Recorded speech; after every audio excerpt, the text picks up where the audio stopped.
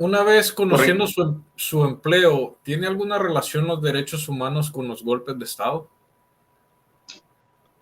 De la manera en que los golpes de Estado los promueve Open Society Foundations en nombre de la democracia y la protección de los derechos humanos, de la manera en que Estados Unidos, a través de organizaciones como USAID, como la NES, o a través de la misma CIA, como ellos los promueven y como crean las operaciones regularmente de bandera blanca, sí.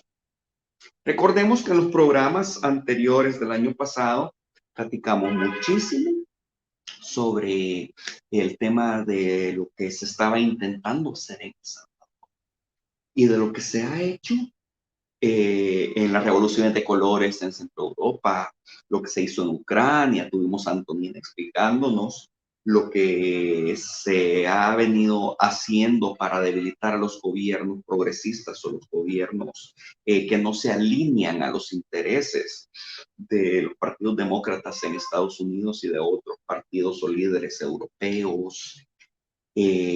Lo que ha sucedido con las primaveras árabes, que eso es obra de los dos gobiernos de Barack Obama, imponer los valores democráticos para luego abrir sus sociedades, acabar con los problemas de terrorismo, que es una causa legítima, pero posteriormente corporativizar a esas sociedades. Nosotros veremos que el manual de Sharp nos dice que los derechos humanos son fundamentales. Creo que vamos a tomar esta oportunidad, ya que hemos dejado el tema un poco relegado. Voy a comentar nuevamente cuáles son las etapas del golpe de Estado blando, lo voy a leer, y luego nos vamos a centrar en la utilización de los derechos humanos dentro de la planificación. Ok, para entrar en contexto, existen 5 etapas principales con más de 198 estrategias para derrocar a un gobierno. Gene Sharp, politólogo estadounidense, que ya murió, por cierto, era un genio dentro de su pensamiento. Un personaje controversial porque él concebía la implementación o institucionalización o imposición de la democracia derrocando gobiernos dictatoriales. Entonces, es de aquí de donde surge este manual del golpe de Estado, de la dictadura a la democracia. Entonces, para unos se convierte en un genio en pro de la democracia, utilizando valores antidemocráticos e ilegítimos para derrocar a gobiernos que regularmente han sido electos de manera legítima e implementar la democracia. O sea, combatimos la antidemocracia con la antidemocracia.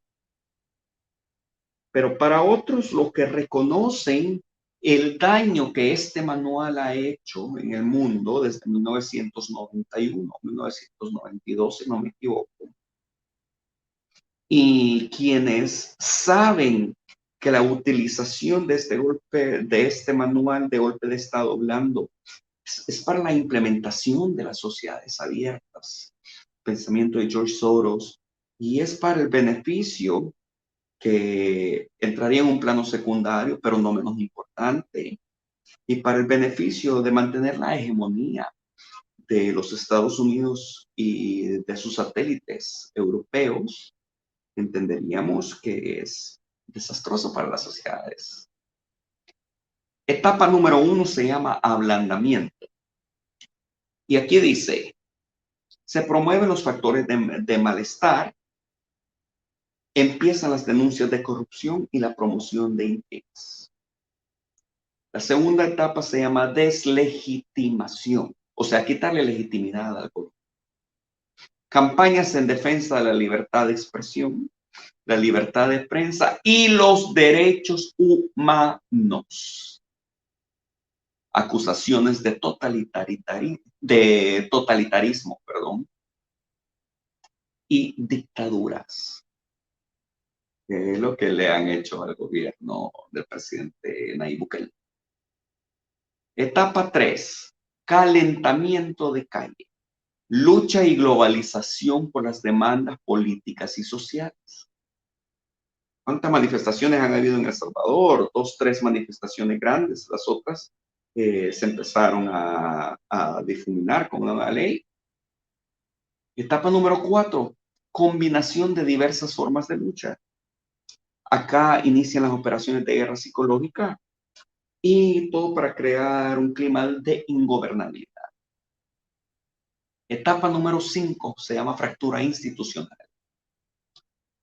La idea es descomponer al gobierno, atomizar al gabinete y obligar la renuncia al presidente. En todo este proceso se inician acciones callejeras para tomar las instituciones públicas. Se mantiene el calentamiento de calle y se sube de nivel hasta convertirlo en una situación que se salga de control y actores ya preparados y pagados empiezan a chocar de manera directa contra la policía empieza a reprimir y se genera violación a los derechos humanos. Y esa represión es victoriada en todo el mundo a través de los noticieros financiados por las Open Society Foundations. Ahora, se prepara el terreno para una intervención militar si es necesario.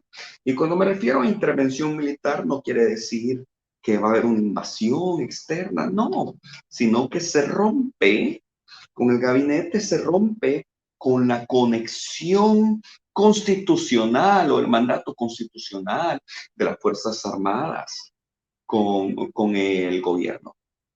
Entonces aquí es donde se buscan a los líderes militares, malos hijos de la patria, oportunistas, y se les ofrece llevarlos al poder por cierto tiempo, que convoquen luego a elecciones democráticas, pero mientras tanto se vuelven unas figuras, se vuelven como en la figura central. Entonces ahí viene un golpe de Estado. Y este proceso de golpe de Estado blando, de esa manera puede finalizar en un golpe de Estado militar, ¿verdad? En otras ocasiones se rompe con la unidad de los partidos políticos, como lo que le intentó hacer la embajada americana al grupo parlamentario de Nuevas Ideas a través de operadores políticos que mi papá de alguna manera le hubiera llamado muela, así le llaman en el ejército, ¿verdad? Chuecos, hay manera de ver, ¿verdad?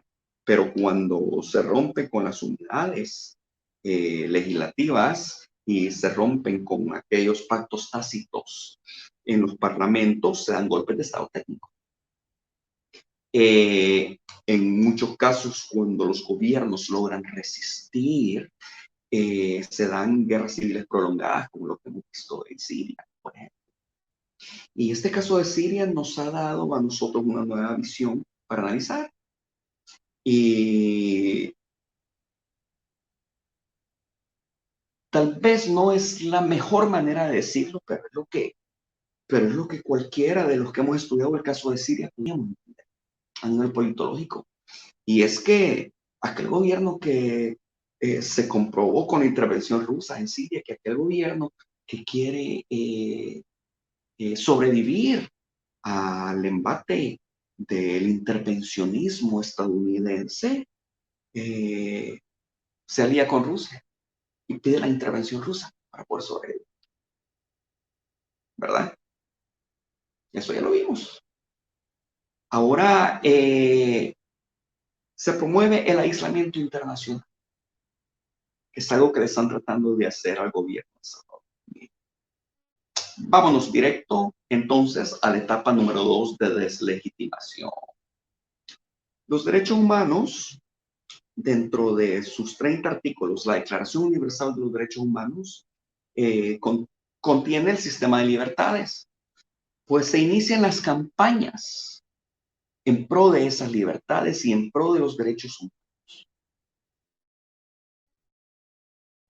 Tergiversando los conceptos de los derechos humanos, tergiversando el concepto de libertades, en donde la libertad de expresión se vuelve un libertinaje de expresión, en donde la libertad de asociación se vuelve un libertinaje de asociación y muchas veces se convierte en asociaciones ilícitas, en donde todas aquellas demandas que eran legítimas, montando intereses políticos sobre ellos, empiezan a apelar a las emociones de la ciudadanía y ahí es donde se confunde la realidad con la mentira. ¿Ok? Entonces, por eso es que el tema de los derechos humanos en un golpe de Estado cobra relevancia y estamos a punto de verlo en lo que está sucediendo actualmente en El Salvador.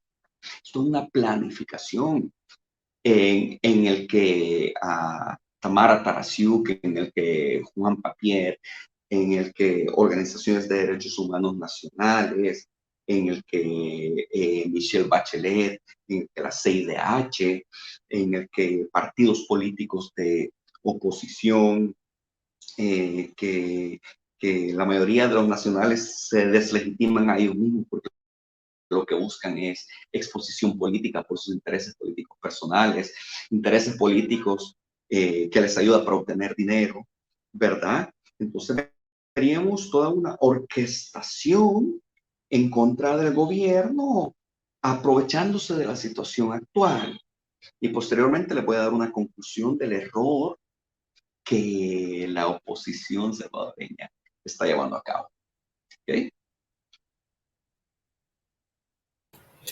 Y aquí es donde entra la importancia de esta información, ya que si usted sabe reconocer los pasos, las características de cada paso en esto de los golpes de Estado, usted entiende qué es lo que se le está tratando de hacer al gobierno salvadoreño y también entiende qué es lo que se ha hecho en otros países. Yo creo que Haití entra más o menos, ¿te acuerdas cuando salió la noticia que habían asesinado al presidente?